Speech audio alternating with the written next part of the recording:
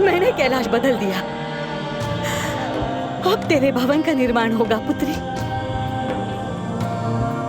कैलाश भवन का निर्माण अब सुनिश्चित है।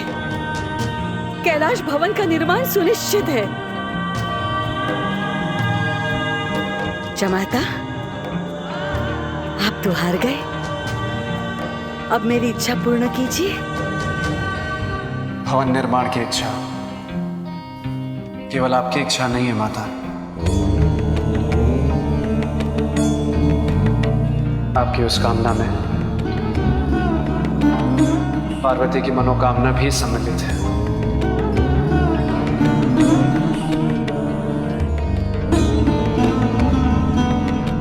इसीलिए कैलाश पर भवन का निर्माण अवश्य होगा।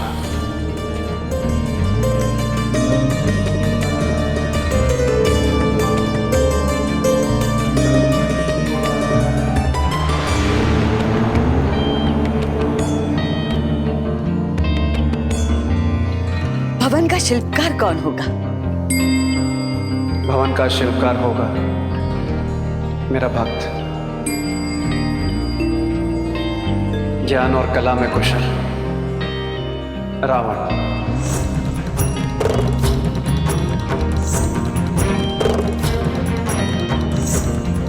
जो पार्वती के परामर्श उसके मनोनुकूल भवन का निर्माण करेगा।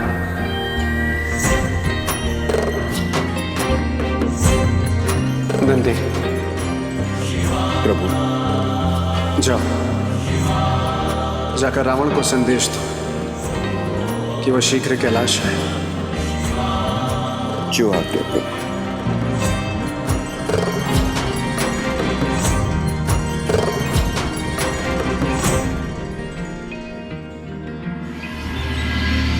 देवराज इंद्र और सभा में उपस्थित सभी सदस्य और सदस्यों, जिस घटना को लेकर मैंने सभा की आपात बैठक बुलाई है वो एक अत्यंत ही गंभीर घटना है। मेरा आरोप है कि मेरे पुत्र जयंत की एक अति साधारण सी भूल को लेकर आचार्य अनुसुईया ने जो दंड दिया वो किसी भी अभिभावक के लिए अकल्पनीय और किसी भी गुरुकुल के लिए निंदनीय है।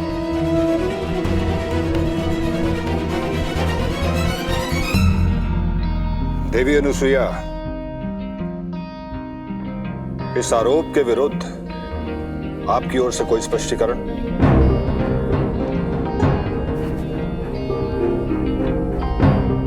नहीं देवराज इंद्र, देवी इंद्राणी जयंत के दंड को केवल एक माता की दृष्टि से देख रही है, क्योंकि वे केवल एक पुत्र की माता है। परंतु मैं गुरुकुल की सभी छात्रों की मां हूं। इस दंड को मेरी दृष्टि से देखा जाए। उचित और अनुचित का भेद स्पष्ट हो जाएगा। मेरे विचार से भेद समझने की आवश्यकता आपको है आचार्य। आपकी मातृत्व में जो खोट है, मैं उसके भेद को समझने की बात कर रही हूँ।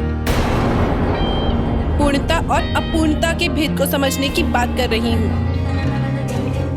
मैं तो केवल एक पुत्र की माता होकर भी पूर्ण हूँ, परंतु आप पूर्णतया अपूर्ण है देवी अनुसुईया, क्योंकि आप निसंतान हैं। ये सारा दोष गुरुकुल की प्रबंधन समिति का है, जिन्हें कोई दूसरा योग्य आचार्य नहीं मिला कुलपति पद के लिए, और सौंप दिया गुरुकुल के छात्रों का भाग्य एक पांच के हाथों में।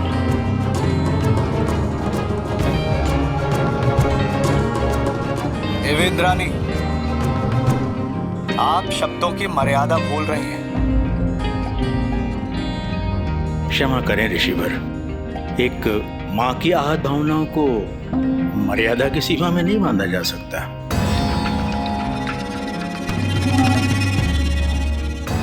ध्यान रहे आचार्य दंडपानी, पद की मर्यादा को कोई भी नहीं लांघ सकता और अपने पद का सम्मान करना हम सबका परम कर्तव्य है। परंतु एक पांच को कुलपति पद पर बैठाना किसी भी दृष्टिकोण से न्याय संगत नहीं है। इन्हें इस पद पर बैठने का कोई अधिकार नहीं है, इसलिए मैं इन्हें अस्वीकार करती हूँ और इन्हें कुलपति पद से तत्काल प्रभाव से निलंबित किए जाने का प्रस्ताव रखती हूँ।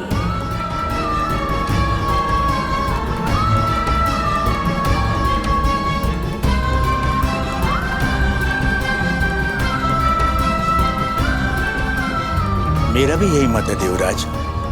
देवी अनुसुईया का इस पद पर बने रहना उचित नहीं है, छात्रों के भविष्य के लिए भी और गुरुकुल की मर्यादा के लिए भी।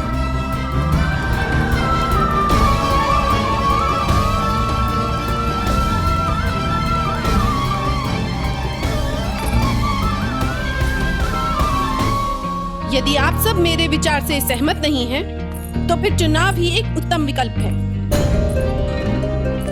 चुनाव करवा लीजिए, जो बहुमत कहेगा मुझे स्वीकार होगा। चुनाव की कोई आवश्यकता नहीं है। यदि मेरे कुलपति पद पर बने रहने में मेरी अपूर्णता बाधक है, तो मैं इसी क्षण इस पद को त्यागती।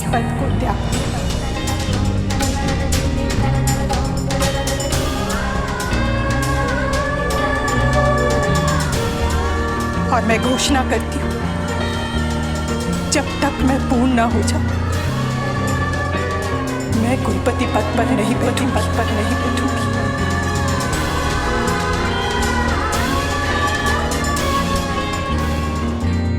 ठहर जाइए देवी अनुसुईया, मेरा अनुरोध है आपसे, अपने निर्णय पे पुनः विचार कर लीजिए।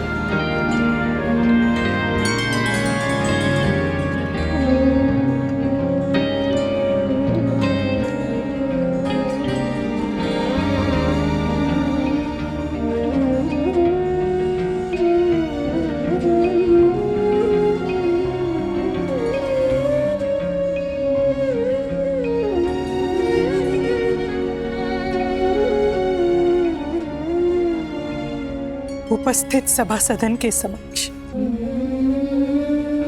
मैं घोषणा करती हूँ, मैं निर्बल नहीं हूँ, मैं असहाय नहीं हूँ, मैं महासती हूँ, महासती अनुसुईया। मुझ में इतनी शक्ति है, यदि मैं चाहूं तो अपने सतीत्व के बल पर मैं सूरज को रोक लूं, पृथ्वी और अन्य ग्रह नक्षत्रों की चाल बदल दूं, बड़े से बड़े तूफान को नियंत्रित कर दूं।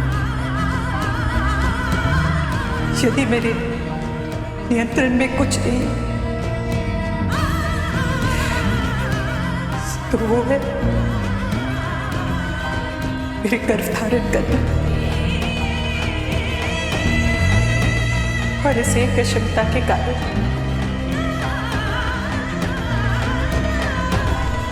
मैं शापित हो गई।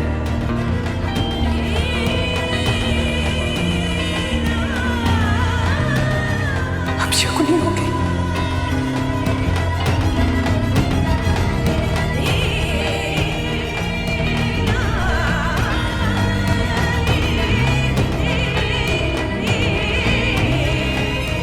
विधाता अर्थात त्रिदेव को मेरा भाग्य बदलना होगा। अब त्रिदेव को मेरी ममता की गोद में मेरे संतान के रूप में आना ही होगा, आना ही होगा, आना ही होगा,